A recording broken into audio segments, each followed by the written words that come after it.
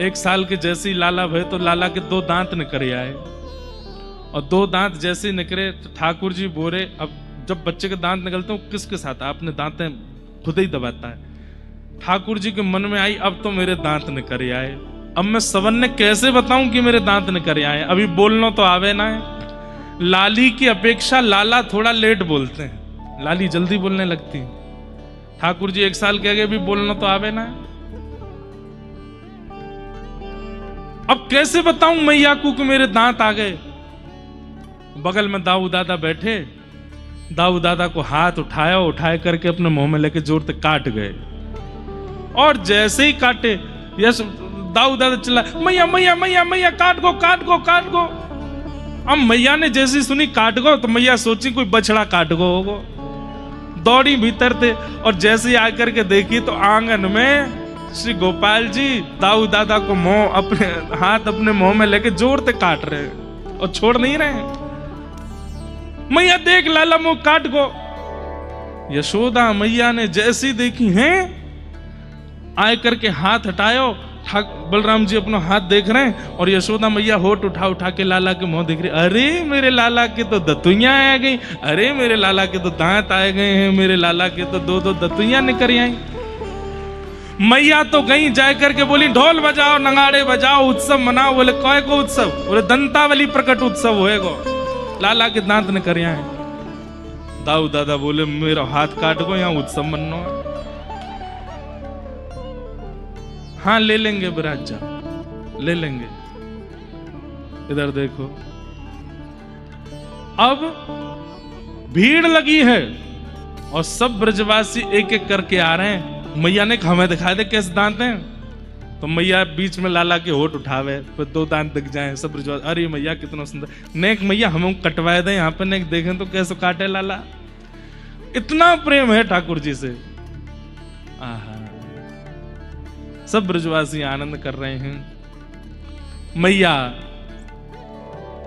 लाला को लेकर के घूमती है, नाचती है, आनंद करती है, सब क्रिया करती है।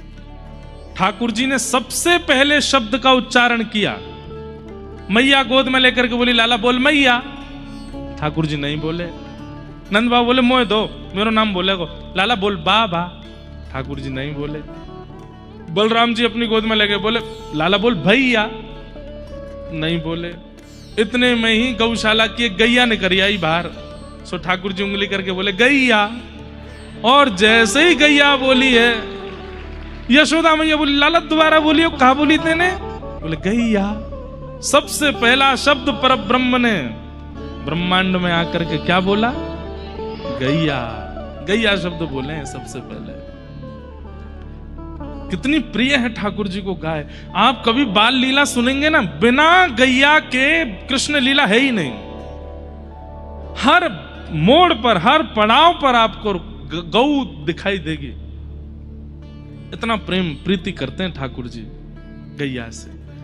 फिर यशोदा मैया ने पाम पकड़े, लाला ने बोल दे मैया, तो उसके बाद बोले मैया। नंद बाबा आए, बोले लाला बोल बाबा। ठाकुर जी बोले बाबा। बलराम जी बोले लाला बोल दादा। ठाकुर जी बोले दादा। सबको नाम बोले। अब तो फिर तो भीड़ लग गई। अब सबरे आकर के अपना नाम बुलवा रहे हैं, लाला बोल मधुमंगल। ठाकुर जी मधुमंगल की ओर। अच्छा, मधुमंगल श्रीदामा सब ठाकुर जी से खूब बड़े हैं उम्र में।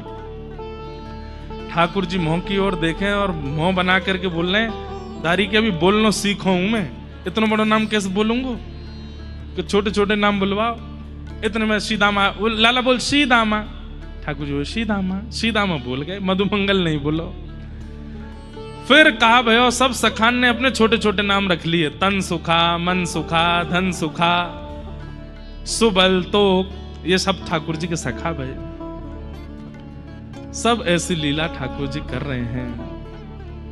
अब धीमे धीमे ठाकुर जी चलन लगे, और जैसे ही चलन लगे मैया ने लाए करके नूपुर पहनाए दिए ठाकुर जी के चरणन में। छम छम करते हुए ठाकुर जी पूरे आंगन में डोल रहे हैं। ऐसी अद्भुत लीला कर रहे हैं। मैया ताल बजावे और ठाकुर जी ठुमक ठुमक करके नृत्य कर रहे हैं। नृत्य करते हैं, गाते हैं, बतियाते हैं, ऊधम मचाते हैं। अभी ठाकुर जी की धीमे धीमे लीलाएं शुरू हुई हैं और उन लीलाओं का अनुभव सब कर रहे हैं। ऐसी लाल जी की मधुर लीला है। बंधुओं, व्यक्ति अपनी स्थिति का भान तभी भूलता है जब प्रेम अतीत हो जाता है, अति हो जाए। हमारे पूज्य महाराज जी आज पधारे हैं। आप हमारे श्री वैष्णव परंपरा के आचार्य चरण हैं, हमारे लिए गुरु हैं। आप 1000 बार बुलाने पर एक स्थान पर एक दिन एक बार जाते हैं, पर अति प्रेम के कारण पता है कि लाला यही हैं, हम भी यही हैं, तो सुबह उत्सव में भी आए, कथा में भी आए। ये प्रेम के कारण होता है। आप हमको कथा के अलावा बुला के देखना एक बार, आ ही नहीं पाएंगे। अपने परिवार वालों के पास ही नहीं जा पाते, अपने रिश्तेदार नातेदार उनके पास ही नहीं जा पाते। भाग्यनगर में ऐसे कई परिवार हैं जिनकी गोद में हम बचपन में खेले हैं, वो आए होंगे घर पे, पिताजी के शिष्य, लेकिन बेचारे बस दूर से ही देख रहे हैं, नहीं जा पा रहे हैं हम।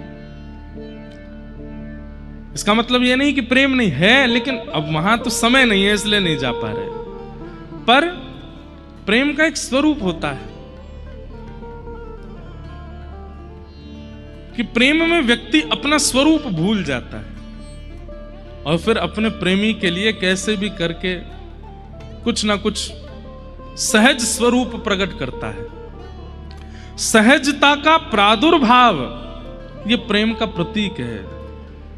परब्रह्म है ये जो सैन चला रहे हैं, ये परमात्मा है।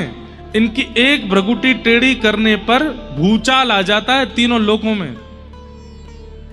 इनके जरा से क्रोध भर के इंद्र की ओर देखने मात्र से स्वर्ग में भूकंप होने लग जाता है।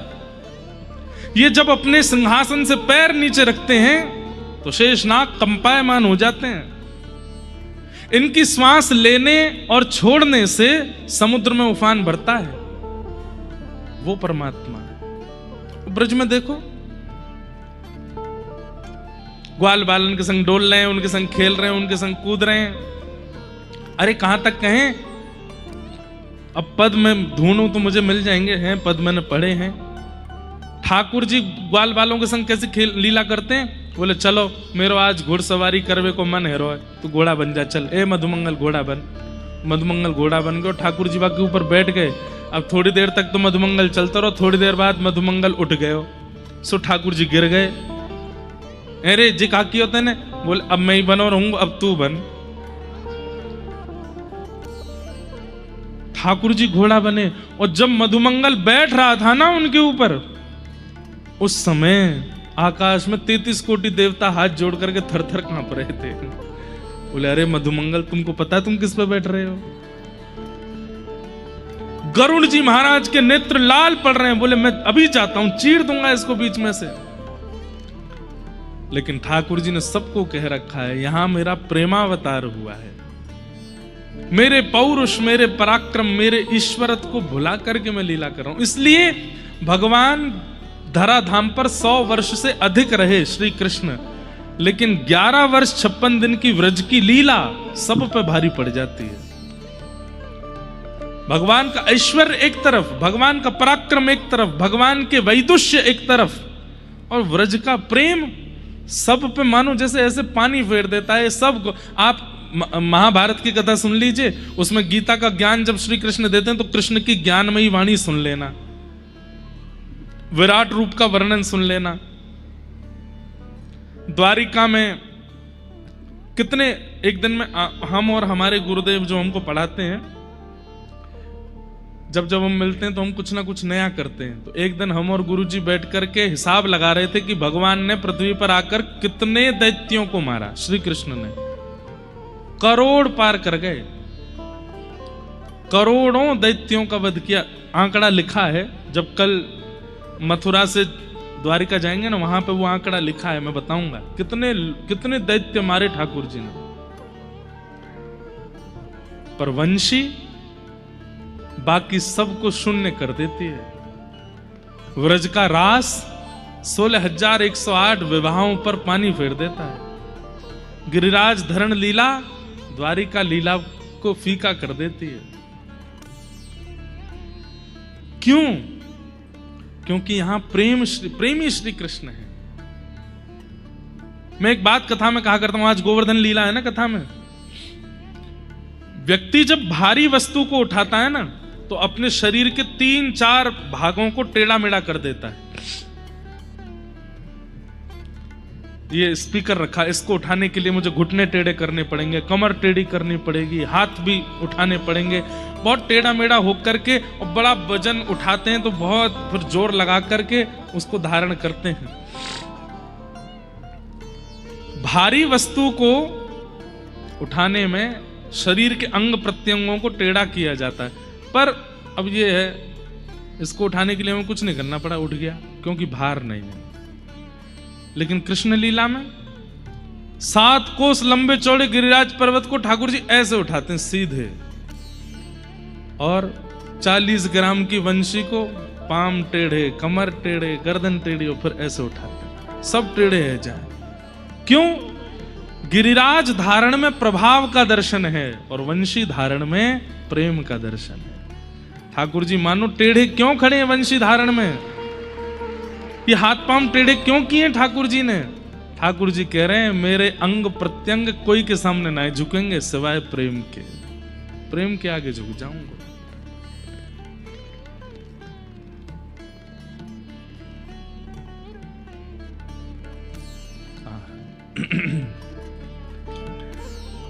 सब जगह ठाकुर जी सीधे खड़े हैं, द्वारिका में सीधे खड़े हैं, तिरुपति में सीधे खड़े हैं, और दक्षिण में मंदिरों में जाओ वहां भी ठाकुर जी सीधे खड़े हैं। हमारे ब्रज में यहाँ ले, यहाँ ले, ऐसे ले, और भी जितने ऐसे के उतने। एक जगन्नाथपुरी के पास में एक गोपीनाथ जी हैं, टोटा गोपीनाथ, टोटा गोपीनाथ। ऐसे ठाकुर जी खड़े भये तो देखे होंगे आपने, पर ऐसे ठाकुर जी यूं ही बैठ गए नीचे, टोटा गोपीनाथ। कथा हमने सुनाई है कई बार कथाओं में। प्रेम तो श्री कृष्ण जो ये लीला कर रहे हैं व्रजमंडल में, ये प्रेम के अधीन होकर के कर रहे हैं। ठाकुर जी भूल गए कि मैं ईश्वर हूं, परमात्मा हूं, परब्रह्म हूं। और दूसरा कारण, पहला तो ठाकुर जी, अच्छा एक बात कह दें, कोई अतिशयोक्ति नहीं, श्री कृष्णावतार भगवान का स्वांतः सुख है। क्या है? निज सुख, खुद को सुख देने के लिए ठाकुर जी ये लीला कर रहे हैं।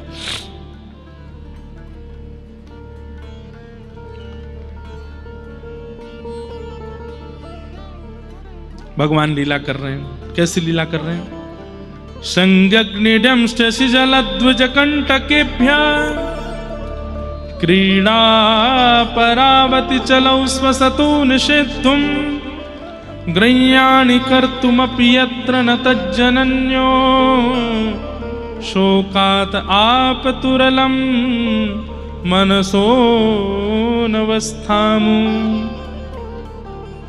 भगवान लीला कर रहे हैं। श्रृंगी गैयाओं के सींग पे चढ़ जाते हैं, अग्नि मैया की चूल्हा की अग्नि लेके भाग जाते हैं। ड्यमष्टि रोज अपने दांत गिनते हैं कितने निकल आए, और जब एक्स्ट्रा दांत नहीं निकलते तो रोते हैं मैया के पास जाके, मैया मैया कहे तू काय को रोवे? बोले मैया मुझे तो ऐसा लगे मैं तो खूब दूध पीऊं, खूब मक्खन खाऊं, खूब दही खाऊं, मुझे तो ऐसा लगे जब मैं तेरे गर्भ में हतो ना, तेने खावे पीवे में कंजूसी कर रही, तभी मेरे दांत नहीं निकल रहे। मैया तेने मेरे संग ऐसा काहे कियो? बड़ी लीला करते हैं ठाकुर जी। संग अग्नि डमष्टि जल, जल में नंद बाबा के हाथ पांव जोड़ करके पीछे पड़ जाए, मुझे जमुना जी घुमा लाओ। और जैसे ही नंद बाबा जैसे तैसे लेके जाए, शर्त रख के जाते हैं जमुना जी में नहीं जाएगो, किनारे घूमेगो, हाथ पकड़ ले मेरो। और किनारे पर जाए करके फिर कभी एक अपनो पाम डुबा दें भीतर में, फिर कभी दोनों पाम अंते कूद जाएं जमुना जी में। नंद बाबा अच्छा बाबा बस पाम गिरे कर रहा हूं, मट्टी लग गई है। और फिर करते करते करते जैसे ठाकुर जी पता चले यहाँ ने गहरो है, सोई गलती ते हाथ छुड़ाए के वहां में कूद जामे, और कूद करके कहें अरे बाबा बाबा मैं तो डूब रहा हूं, डूब रहा हूं, डूब रहा हूं। जैसे ही नंद बाबा हाथ, लाला हाथ पकड़, सोई ठाकुर जी दोनों हाथन ते बाबा पकड़ के उन्होंने खेल ले। क्यों? अकेले डांटना है पड़ेगी, दोनों में पड़ेगी अब। मैया नंद बाबा के चल लाला तेरी शिकायत करूंगा आज मैं। ठाकुर जी के आज तो मैया बहुत मारेगी, गिरो है गऊ में पूरा, मेरे बाल गिरे। अच्छा ठाकुर जी के केश बड़े बड़े हैं, मैया जैसे तैसे ऐसे जूड़ो सो बनाए के यहाँ रखे, आज सब गिरे है गए। अब जैसे ठाकुर जी अच्छा एक अंदर की बात बताएं, हमारे ब्रज के लाला हफ्ता में 1 या 2 बार नहाते हैं बस, रोज नहीं नहाते। और रोज नहाते हैं पता कैसे? वस्त्र गीलो करके मैया आंख पहुंचते, नाक पहुंचते, गाल पहुंचते, कान पहुंचते, हाथ पहुंचते, है को नहा लियो लाला, बस इतना ही बहुत है। दाऊ दादा के मैया तू यार नहावे क्यों ना है? बोले बिना नहाए तो पूरे दिन नजर लगी रहे यार, नहाए दूंगी तो कहा होएगा। और जादना मैया नहावे, ठाकुर जी आज नहाए हैं, नहा करके फिर मैया बढ़िया सुंदर उर्दपुंड लगाती है, पत्रावली का श्रृंगार करती है। ठाकुर जी को पत्रावली बहुत प्रिय है। ठाकुर जी को पधराने के बाद कभी विशेष उत्सव पे ठाकुर जी जैसी पत्रावली अपने को लगा ले करो, अच्छा लगता है ठाकुर जी को, पत्रावली लगा ले। सुंदर गले में कंठा पहनावे, हार पहनावे, कौंधनी पहनावे, बढ़िया रेशमी धोती पहनावे, एक सुंदर पटका यहाँ पे डाल करके लाला के हाथन में धारण करा दे, मोटे मोटे कड़ूला पहनावे। सुंदर ठाकुर जी जब तैयार रह जाएं, दूर ते मैया देखे, लाला की बलैया लेवे, आरती कर दे, और आरती करवे के बाद फिर कहे लाला इतकुआ, गोद में बैठा के फिर आंखन में जितनों काजल लगो सब फैला दे, जितनी पत्रावली बनी सब मिटा दे, बाल ठीक है सबन को बिगाड़ दे, और जितने श्रृंगार करें सबन को अस्त व्यस्त कर दे। ठाकुर जी बोले मैया तू बड़ी विचित्र है, पहले तो श्रृंगार करे फिर सबरो बिगाड़ दे। मैया की भावना है मैं अपने लाला को श्रृंगार करूं, फिर मैं ही देखूं, फिर कोई और नहीं देखे, बाकी सबन को लाला इतना सुंदर नहीं दिखे। यशोदा जी की प्रेम लक्षणा भक्ति बंधुओं बहुत दिव्य है। कभी अवसर मिलेगा ना, केवल यशोदा जी के प्रेम पर चर्चा हो 7 दिन, कैसा प्रेम है यशोदा जी का। ठाकुर जी सोचने लगे कि आज तो मैया डांटेगी, मेरे बार गिरे है गए। तो जैसे ही नंद भवन आयो, तुरंत बाबा की हाथ छोड़ करके भागे दौड़ के, नंद बाबा भी तो गिरे हैं, नंद बाबा कहते आ रहे हैं चल घर तेरी शिकायत करूंगी, आज मैया ते जाके कहूंगी तू ऐसा वैसा उदम मचावे। ठाकुर जी पहले ही दौड़ करके गए, और जैसे यशोदा मैया गोद में गए, अरे लाला तो रो काई को रोए, जोर जोर से रोने लगे। और तेरे बार के, अच्छा तू जमुना जी में नहायो? मैया मैं सांची कह रहा हूं, नंद बाबा को नहावे को मनो सो मुंह में धक्का दे दियो, देख मैया बाबा गिरो आ रहा होगो। यशोदा मैया गोद में लेके बाहर आई तो देखी नंद बाबा गिरे। मैया बोली बुढ़ापे में शर्म ना आवे तुम्हें, मैंने बोल के भेजी कि आए मत गिरी, जाए मत लेके जाइयो जमुना जी मत नवी, खुद तो नहाए लाला हुए धक्का दे दियो। नंद बाबा बोले यशोदा जी वास्तव में हमारो ही लाला है, इतना झूठ बोला है, इतना झूठ बोला है कि कहा बताऊं। ठाकुर जी कंठ ते लगे, देख ले मैया सुबेरे तो गोपी में झूठो झूठो के, अब बाबा झूठो कह रहा है। मैया कहे ना मेरो लाला झूठो ना है। और जैसे ही मैया अंदर घर में ले जाने लगे, नंद बाबा कहे वारे लाला बहुत उद्यमी है, सब पीछे तो ऐसे हाथ दिखाते हैं। ऐसे ठाकुर जी की लीला, ये सब क्यों कर रहे हैं ठाकुर जी? सबके चित्त में प्रेम प्रकट कर रहे हैं। यही बात तो कह रहे थे वेदव्यास जी से कि आपने सब जगह प्रभाव दिखाया श्री कृष्ण का, उनका स्वभाव क्यों नहीं दिखाया कि वो कितने प्रेमी हैं, कितने प्रिय हैं। इसी कलिकाल में ऐसी ही लीलाएं ठाकुर जी ने गुसाई विठलनाथ जी के साथ की, कुम्मन दास के साथ की, गोविंद दास के साथ की, मीराबाई के साथ की, सब अपने प्रिय वैष्णवों के साथ भी ठाकुर जी ऐसी लीला करते हैं। हम वंचित रह रहे हैं, पर अनुभव करोगे तो आपको भी उस लीला का अनुभव हो जाएगा। ठाकुर जी श्रृंग्यग्नि डमशि जल द्विज कंटकेभ्य, द्विज एक बहुत सुंदर लीला है कि ठाकुर जी रोज नंद भवन ते सवेरे निकस के जामे और राह में जो भी साधु मिले, महात्मा मिले, ब्राह्मण मिले, संत मिले, वैष्णव मिले, वाकू देखते ही दंडवत प्रणाम करें। और ठाकुर जी को दंडवत कर तो देख सबके मन पिघल जाए। अरे नेक्सस लाला कैसी लोट रो है जमीन में, अरे लाला ऐसे दंडवत ना करे करें, तू काय को दंडवत, मैं तो सवेरे तो ढूंढ रहा हूं वहां पे। और ये बात ठाकुर जी सबसे कहते हैं जितने मिलते हैं, कोई जान पहचान नहीं है। गोकुल में गलती से कोई वैष्णव आ जाए, ठाकुर जी उसको दंडवत प्रणाम करते, सवेरे ते आप पे ढूंढ रहा हूं। मोए लाला मोए तू मोए जाने, मैं ना जानू, मेरे बाबा जाने आपको। टमाटर है सब्जी आन दयादारी के शाम को बताऊंगी। और जाए के पवा में, इतने में दूसरे संत आ जाए, उन्हें पवा में सबन। अच्छा पवाने के बाद दक्षिणा दो नहीं तो फिर भोजन कैसा, सबको दक्षिणा देते हैं। शाम को ठाकुर जी आते हैं, यशोदा मैया बैठी है, अरे लाला इतकू हुआ। ठाकुर जी का हाँ मैया बता, ये तू कैसे कहा करे सवेरे जाए के सबरे संत महात्मा ने न्योता दे दे कि घर जाओ मैया इंतजार कर रही है। और यहां इतने महात्मा आ गए, सवेरे तो 200 महात्मा ने पवाए चुकी हूं भोजन।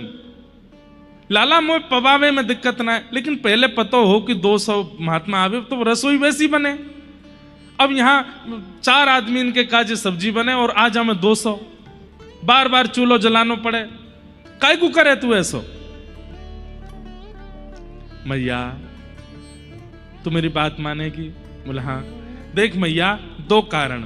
बोले कैसे? बोले पहलो कारण मैंने एक कथा में सुनी, घर में जितनो धन है वह धन को कैसे भी करके व्यय करना चाहिए सेवा में। मुझे ऐसा लगे नंद बाबा की इतनी संपत्ति है, यशोदा मैया की इतनी संपत्ति है, कहीं यह संपत्ति तो मेरी मति खराब नहीं है जाए, कहीं मैं बड़ा हूं मेरी मति खराब है तो या हमारे अबई बालपन में ही मैया तो खूब दान करवाए दूं, तो मैं घर भेज दूं बिन बताए तो रोटी बना बना के सबन ने पवाए दे, दान करे बातें मैया भविष्य में मेरी मति ही सुंदर होएगी। मैया बोली लाला बात तो ज्ञान इनकी सी करे।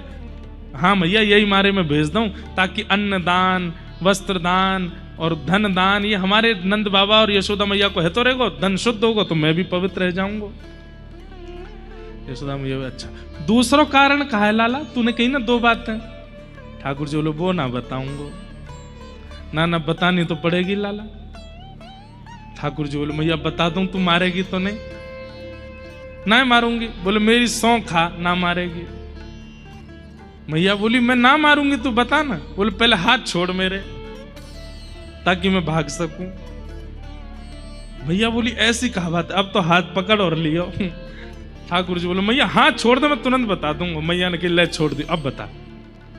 बोले मैया तू पड़ी पड़ी मोटी है गई है, मुझे बहुत चिंता होवे कि मेरे ब्याह में कहीं मेरी मैया धाम धुल्ला सी है गई तो अब ही परिश्रम करेगी, रोटी बनावेगी, सब्जी बनावेगी, क्योंकि मैया तेरो नियम है मैं जानू, सबन के काजे तो हमारे घर में सेवक हैं वो बनावे, पर मेरे काजे और संतन के काजे तू स्वयं प्रसादी बनावे, तो वह प्रसादी बनावे में श्रम होएगा, मेरी मैया स्वस्थ रहेगी, या हमारे संतन ने भेज दूं। मैया बोली दारी के तो बताओ, पीछे छड़ी लेके मैया भाग रही आगे आगे, ठाकुर जी मोटी है गई हूं मैं। ऐसे ठाकुर जी लीला कर चित्त में ऐसे बस गए हैं ब्रजवासियों के कि सोते हैं तो श्री कृष्ण याद आते हैं, उठते हैं तो श्री कृष्ण याद आते हैं, चलते हैं तो अरे कहां तक कहें गोपियां जिनका घर यमुना जी के तट पर है वो जानबूझ करके नंद भवन तक आती हैं और फिर वहां घूम करके मटकी लेके जामे भीतर देखती भाई कि दिख जाए कन्हैया।